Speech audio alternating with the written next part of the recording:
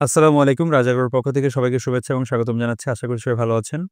আমাকে অনেকেই কমেন্ট বক্সে এবং WhatsApp এ জিজ্ঞাসা করে থাকেন, "ভাই আমি নতুন করে শুরু করব। কত পিস মুরগি নিয়ে শুরু করব বা কত মাস বয়সী মুরগি নিয়ে শুরু করব?" এই বিষয়ে একটু কথা বলতে চাচ্ছি।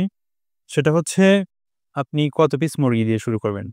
আপনার যদি পূর্বে কোনো অভিজ্ঞতা না থাকে, আপনার যদি মুরগি নিয়ে এর আগে কাজ করার অভিজ্ঞতা না থাকে, তাহলে আমি বলব আপনি অল্প দিয়ে শুরু করেন। আমার প্রতিটা ভিডিও আপনি যদি পুরাতন ভিডিওগুলো দেখেন, তাহলে একটা জিনিস আপনি খেয়াল করবেন যে, সবসময় খুব অল্প দিয়ে শুরু করতে বলি। আপনি যখন অল্প মুরগি দিয়ে শুরু করবেন, সেটা শুধু মুরগির কথা না, সেটা গরু হোক, যেকোনো ধরনের খামার, ছাগল হোক, হাঁস হোক, মুরগি যে হোয়াটএভার। আপনি যেকোনো কিছু নিয়েই শুরু করেন, যদি অল্প নিয়ে শুরু করেন তাহলে কিন্তু রিস্ক কম থাকে। আপনি ৫০ পিস মুরগি দিয়ে শুরু করেন, সর্বোচ্চ ৫০ থেকে ৬০, ৭০, ১০০ পিস মুরগি দিয়ে শুরু করেন। একটা সার্কেল শেষ করেন। একটা সাইকেল যখন আপনি শেষ করবেন, তখন দেখবেন যে আপনার এর প্রতি অনেকটা অভিজ্ঞতা হয়ে গেছে। কিরকম অভিজ্ঞতা? এই আপনার ভ্যাকসিন কখন দিতে হয়, কখন কোন রোগ হয়, কোন মুরগি কতদিন বয়সে ডিম পাড়ে, প্রোডাকশন কমে গেলে কি করতে হয়।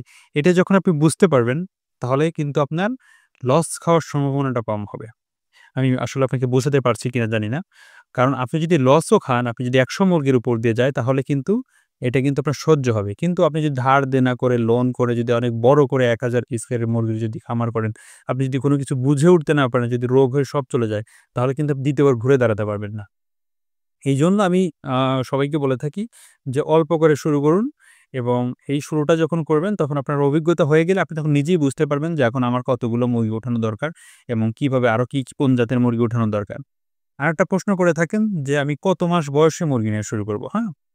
এইটা যদি আপনি ভাই আমার মতো যদি অন্য পেশায় থাকেন তাহলে আমি বলব ছোট মুরগি নিয়ে শুরু করার দরকার নেই। আপনি ২ মাস বা ভ্যাকসিন কমপ্লিট করা, ব্রুডিং কমপ্লিট করা মুরগি দিয়ে আপনি শুরু করেন। হ্যাঁ, আমার ভিডিও অনেকেই দেখেন, আমার কথা বুঝে থাকেন। আমি যেহেতু ছোট খামারি, ক্ষুদ্র খামারি, সুতরাং আমি চেষ্টা করি আমার ব্যক্তিগত অভিজ্ঞতা শেয়ার করার। আপনি যদি চাকরির পাশাপাশি, ব্যবসার পাশাপাশি বা অন্য কাজের পাশাপাশি যদি করেন, তাহলে অবশ্যই আপনি ব্রুডিং কমপ্লিট করা মুরগি নিবেন। খরচ একটু বেশি হবে, কিন্তু আপনার কি হবে? এতে করে আপনার হচ্ছে আ ঝামেলা কম হবে। আপনি এটা থেকে একটা দ্রুত প্রফিট আপনি পাওয়ার সম্ভাবনা আছে। যখন আপনি ব্রুডিং করতে যাবেন, তখন কিন্তু আপনার অনেকটা সময় যাবে। আপনি বুঝে উঠতে পারবেন না। ছোট বয়সে কিন্তু অনেক বাচ্চা মারা যেতে পারে। সো এই বিষয়গুলো খেয়াল রেখে আপনি যদি খামার শুরু করেন, তো অবশ্যই আপনি আমার বিশ্বাস যে সফল হবেন। সফলতা কোনোদিন কোনো কিছুতেই একদিনে আসে না। ডে বাই ডে পরিশ্রম করে সেখান থেকে কিন্তু একটা সফলতা আসার সম্ভাবনা থাকে।